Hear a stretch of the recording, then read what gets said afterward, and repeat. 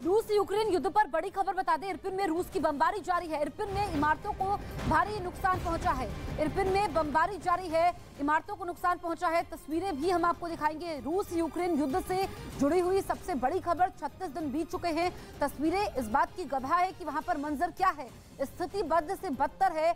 लोगों के आशियाने उजड़े हुए हैं। सिर्फ तबाही है, बर्बादी है और इमारतों को काफी ज्यादा नुकसान पहुंचा है। हम देखें पिछले कुछ दिनों से तो पुतिन की सेना रिहायशी इमारतों को निशाना बना रही है। तो वहीं मारिउपोल के बाद इरपिन शहर में भी रूस और यूक्रेन की फौज के बीच भीषण जंग हुई। इस लड़ाई में यूक्रेन ने इरपिन के ज्यादातर हिस्सों को रूस के कब्जे से आजाद करवाने का दावा किया, मगर कई लोग इस जंग में मारे गए। जिनके शवों को राहत टीमों ने गोलाबारी के बीच ही अपने कब्जे में लिया और फिर एम्बुलेंस के जरिए उन्हें अस्पताल भिजवाया। इरपिन के एक इलाके से जो तस्वीर सामने आई, उसमें हर तरफ सिर्फ जंग से हुई तबाही और बर्बादी नजर आई। कहीं कबाड़ में तब्दील हो चुकी कारें दिखी, तो कहीं टूटा हुआ ओवरब्रिज नजर आया। बताया गया कि वहाँ यूक्रेन और रूसी फौज के बीच घंटों सीधी टक्कर हुई, जिससे पूरा इलाका थर्रा उठा। यूक्रेन की सेना का दावा है कि उसने वहां से रूसी सेना को खदेड़ दिया है, जिसकी पुष्टि इरपिन के मेयर ने भी की। जेलेंस्की को घुटनों पर लाने के लिए पुतिन की सेना ने एक नई साजिश रची। उनकी इस आसमानी साजिश का नाम है ओरलान 10, जो यूक्रेन के साथ जंग में रूसी सेना का एक खतरनाक हथियार साबित हो रहा है, क्योंकि ये जमीन से नहीं बल्कि आसमान से यूक्रेन की सेना पर वार कर रहा है और हमला भी इतने चुपके से कि किसी को भनक तक नहीं लगती। रूस का यह आसमानी जासूस एक ड्रोन है जो सैकड़ों फीट की ऊंचाई से भी यूक्रेन के हथियारों के गोदाम, उनके टैंक और सैनिकों के काफिले की साफ तस्वीरें अपने अंदर छिपे कैमरों में कैद कर लेता है।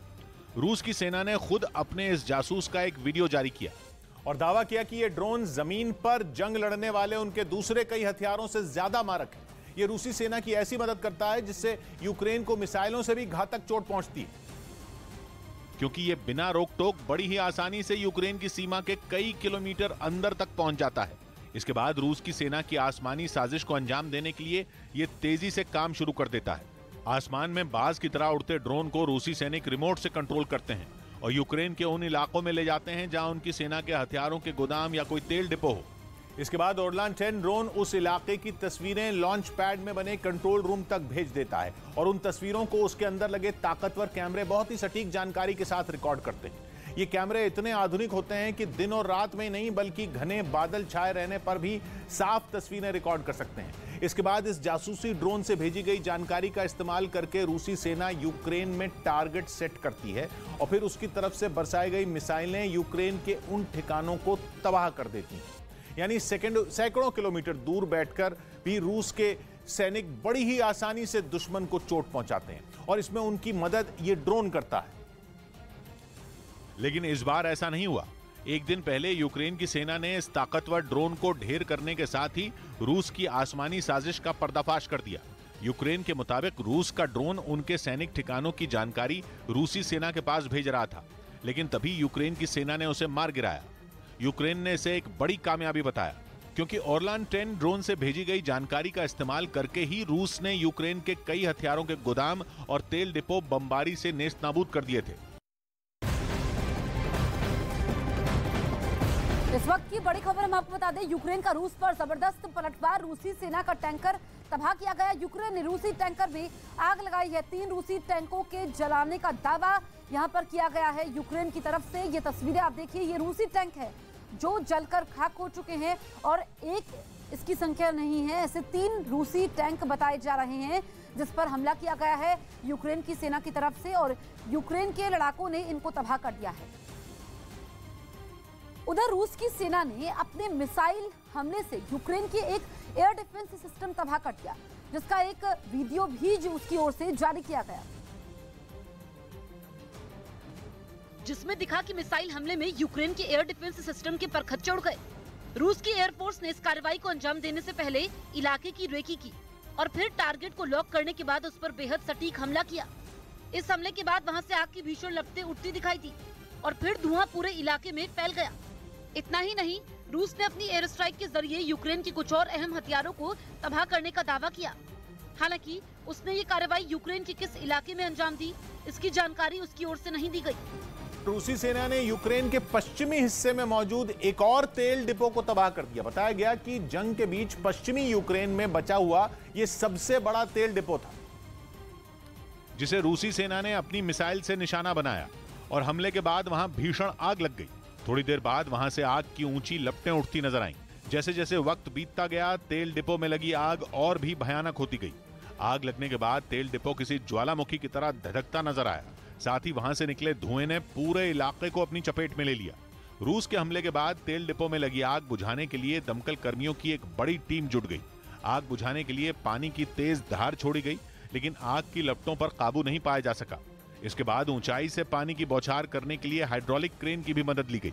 हालांकि कई घंटों की मेहनत के बाद आग को बुझा लिया गया, लेकिन तब तक लपटें सब कुछ बर्बाद कर चुकी थी। पुतिन सरकार ने दावा किया कि उसने यूक्रेन के मिसाइल डिफेंस सिस्टम S-300 को तबाह कर दिया।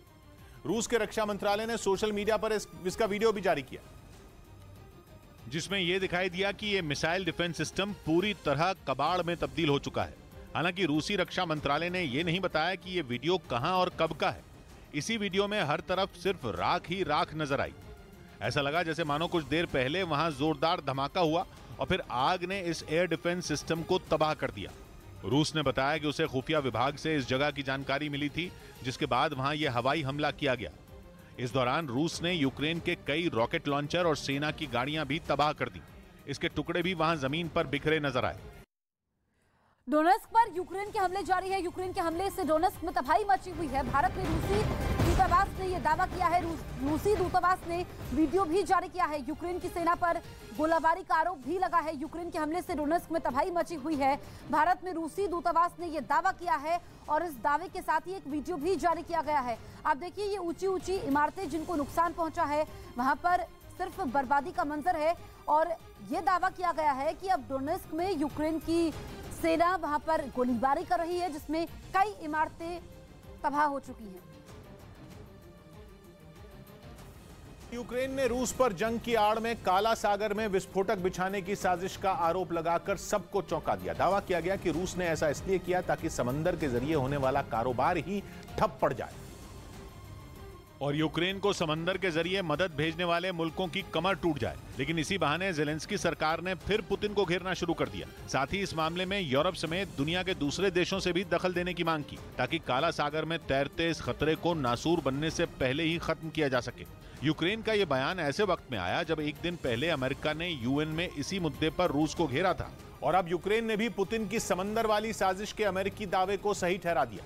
असल में अमेरिका ने रूस पर यूक्रेन के बंदरगाहों पर कब्जा जमाने का आरोप लगाया और दावा किया कि यूक्रेन के लिए राहत सामग्री ले जा रहे 94 जहाजों को भी रूसी सेना ने अपने कब्जे में ले लिया। काला सागर में पुतिन की साजिश की बात नेटो ने भी कही और आरोप लगाया कि रोमानिया और तुर्की के किनारे काला सागर में भारी मात्रा में बारूद मिला। चर्निव में रूस की भीषण बमबारी जारी है। चर्निव का एक बड़ा इलाका तबाह हो चुका है। खंडर में तब्दील हुए हैं कई मकान, कई इमारतें भी पूरी तरीके से तबाह हो चुकी हैं। चर्निव में रूस की भीषण बमबारी जारी है। बड़ा इलाका खंडर में तब्दील हो चुका है। देखिए, धुआं अभी भी नजर आ रहा है। रेस्क्यू टीमें मौके पर मौजूद है और लोगों का सब कुछ इसमें डूब चुका है, उनका आशियाना उजड़ चुका है।